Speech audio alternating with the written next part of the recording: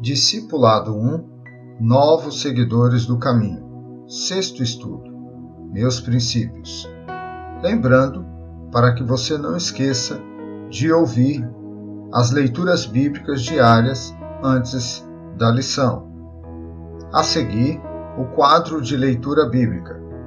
Primeiro dia, Salmos 15. Padrão de vida do cristão. Segundo dia, Mateus 18, de 23 a 35. O perdão como estilo de vida. Terceiro dia, Hebreus 13, de 1 a 19. Amor e respeito no cristianismo. Quarto dia, primeira carta de Pedro, capítulo 2, de 9 a 17. O bom testemunho. Quinto dia, Colossenses, capítulo 3, de 1 a 17. Vida de santidade. Sexto dia, a partir de agora, você pode ouvir o áudio do sexto estudo e meditar nele. Referência bíblica: 1 Coríntios, capítulo 6. Somos santos ao Senhor. E o sétimo dia, Filipenses 2, de 12 a 18. Somos e podemos ser diferentes. Início do sexto estudo. Significado da palavra princípio. Conceito fundamental de uma doutrina ou lei. Norma de conduta, regra, lei, preceito, segundo o dicionário Larousse Cultural. Por que devo ter novos princípios de vida? Disse Jesus aos seus discípulos: é impossível que não venham escândalos, mas ai daquele por quem vierem. Lucas 17, 1. Porque hoje eu sou uma testemunha de Jesus, e por isso devo refletir a sua vida em mim. Leia segunda carta aos Coríntios, capítulo 2, 14 e 15. Talvez você vá estranhar, ou já está estranhando, algumas mudanças de comportamento em você mesmo, desde que entregou a sua vida a Jesus. Ou talvez você deve ter observado alguns irmãos e visto sua postura, conhecimento, espiritualidade e dito: nunca conseguirei ser como ele, ou um dia serei como ele. Até certo ponto, isto é normal, pois precisamos de um referencial, alguém que se espelhar. Mas o problema é que os cristãos estão sujeitos a errar, mesmo os mais antigos. Mas queremos que você saiba que já existe alguém muito especial e imbatível, perfeito, em quem se pode espelhar sem medo de errar. É Jesus. Ele é o único que nunca nos decepcionará. Ele tem as palavras certas, as atitudes certas, as posições santas, a verdade, o exemplo correto. Quando nascemos de novo, como já vimos, começamos uma nova vida, um novo caminho. Por esta razão, precisamos aprender alguns princípios que nos tornarão firmes e inabaláveis em Cristo, mesmo que todos falem conosco. Vamos enfatizar alguns princípios essenciais para a vida do discípulo de Cristo. Será que estou aprendendo? Exercício prático. Pense no seguinte versículo: de modo que cada um de nós dará conta de si mesmo a Deus. Romanos 14, 12.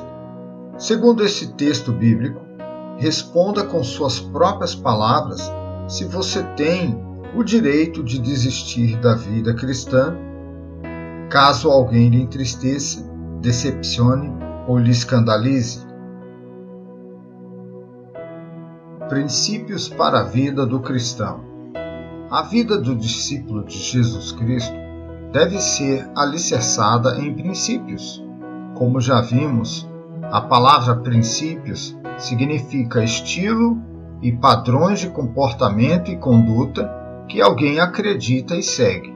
Os princípios cristãos são ensinados e recomendados através da palavra de Deus. Primeiro, deixando Deus fazer sua obra em minha vida. Desejai afetuosamente, como meninos novamente nascidos, o leite racional, não falsificado, para que por ele vades crescendo. Primeira carta de Pedro, capítulo 2, versículo 2. Quando neste texto o Senhor nos fala para desejarmos o leite racional, Ele está nos orientando a desejarmos nos alimentar dos seus ensinos de tal forma que venhamos a crescer espiritualmente. Isso é deixar Deus fazer a sua obra em nossa vida. Ser produtivo na vida espiritual é ter uma vida cheia de frutos de Deus em nós. É o resultado do nosso encontro com o Senhor. Frutos de Deus em nós. Porque Deus é o que opera em vós, tanto querer como efetuar, segundo a sua boa vontade. Filipenses 2, versículo 13. Deus opera em nós a sua obra, porém os frutos desta obra só serão conhecidos através das nossas atitudes. Então, fruto espiritual é a resposta a Deus e ao mundo exterior diante do que Deus está fazendo em nós. Vejamos alguns frutos da obra de Deus na vida de uma pessoa que agora é discípulo do Senhor Jesus. Primeiro, falar a verdade. João 8:44 e Colossenses 3, 9 e 10. A Bíblia ensina que o diabo é o pai da mentira, e nós que servimos ao Senhor Jesus não temos nenhum direito para falar enganosamente. Que quanto ao trato passado, vos despojeis do velho homem, que se corrompe pelas concupiscências do engano, e vos renoveis no espírito do vosso entendimento, e vos revistais do novo homem, que segundo Deus é criado em verdadeira justiça e santidade. Efésios 4, de 22 a 24. E não mentais uns aos outros, pois que já vos despistes do velho homem com os seus feitos. Colossenses 3, 9. Leia também Provérbios, capítulo 11, versículo 1.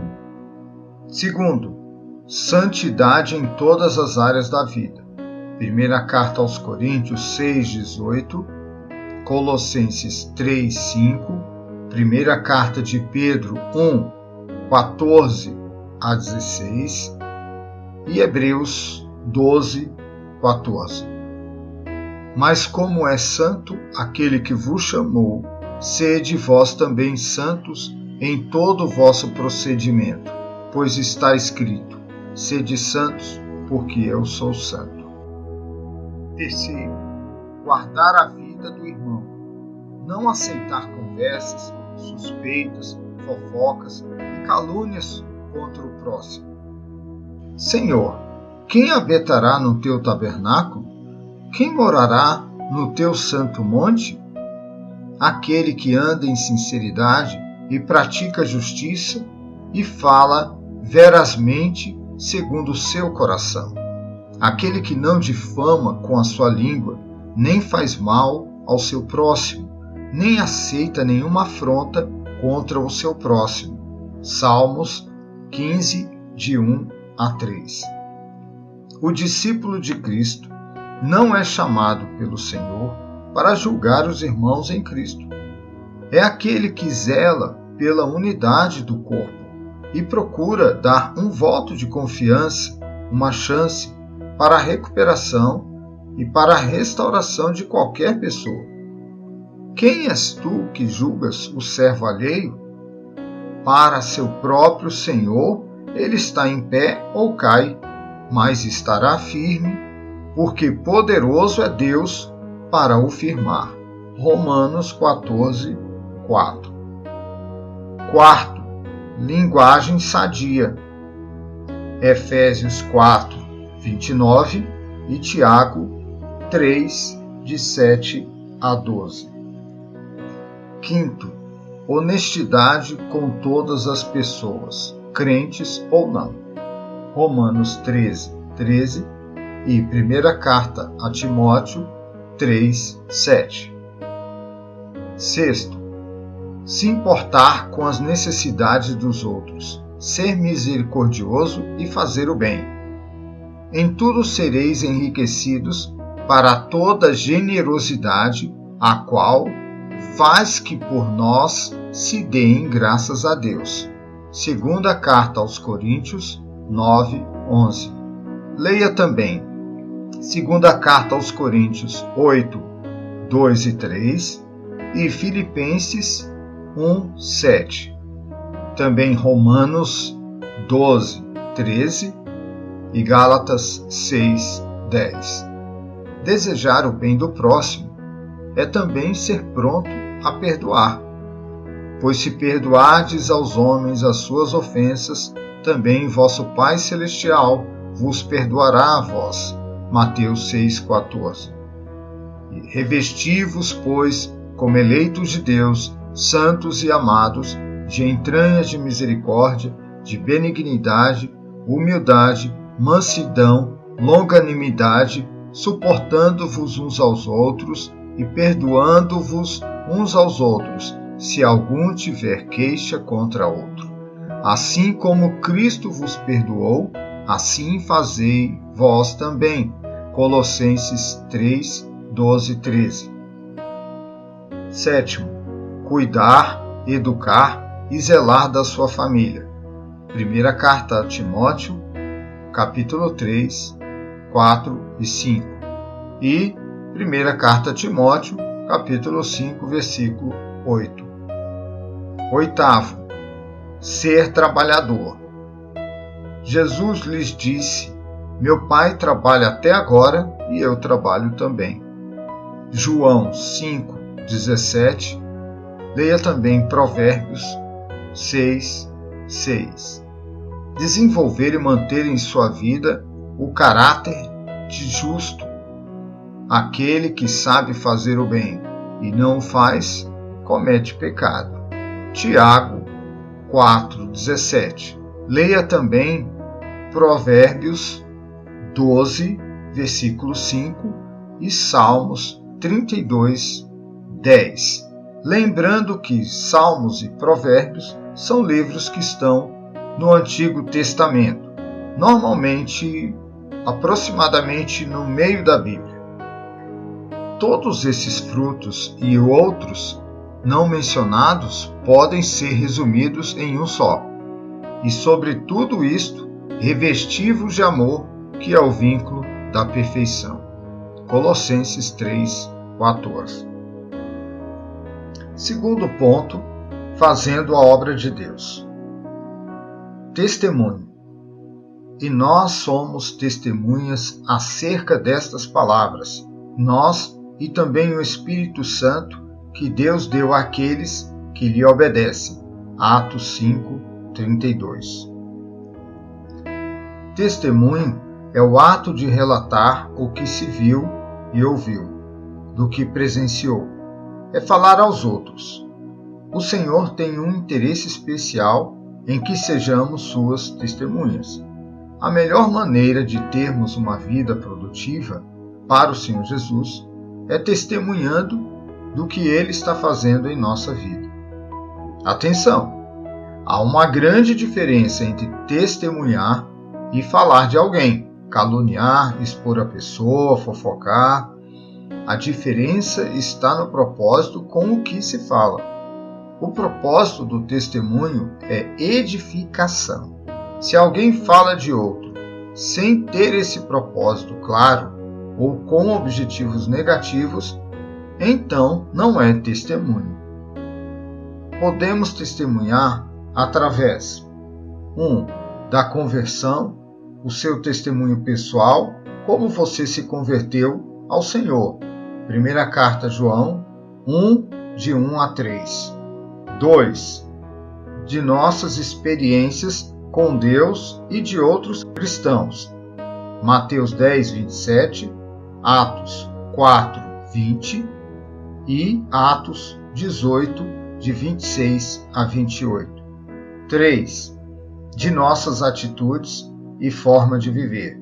Romanos 13, 13 e primeira carta a Timóteo 3, 7. 4. Do que Deus está fazendo na igreja a qual você faz parte.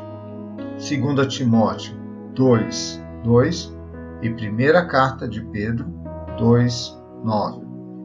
Da palavra de Deus, pregar a palavra. 2 Timóteo 4, 2 e 1 Pedro 3, 15. Como testemunhar? Portanto, nós também, pois que estamos rodeados de uma tão grande nuvem de testemunhas, deixemos todo o embaraço e o pecado que de tão perto nos rodeia e corramos com paciência a carreira que nos está proposta. Hebreus 12, 1. Primeiro, dos dons que o Senhor dá a seus filhos. Primeira carta aos Coríntios 12, 28 e primeira carta aos Coríntios 14, 1 e 2. Efésios 4, 7 e 8. E segundo, através dos nossos talentos, qualidades e habilidades individuais. Mateus 25, de 14 a 30.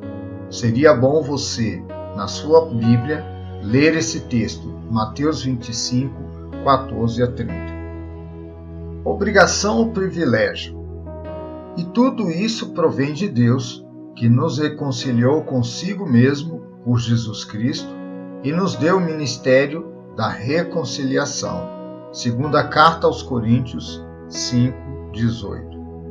Aquele que diz que é discípulo de Jesus, mas não testemunha e não tem desejo de fazê-lo, está em contradição.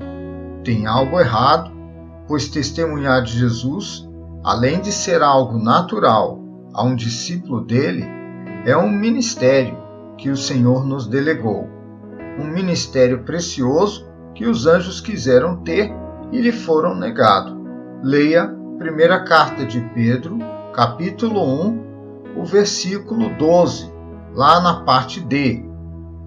Quando nós distribuímos o versículo em partes, é porque ele é grande e queremos dar uma ênfase a uma certa parte desse versículo. Então, a parte D é a quarta parte desse versículo de 1 Pedro 1,12.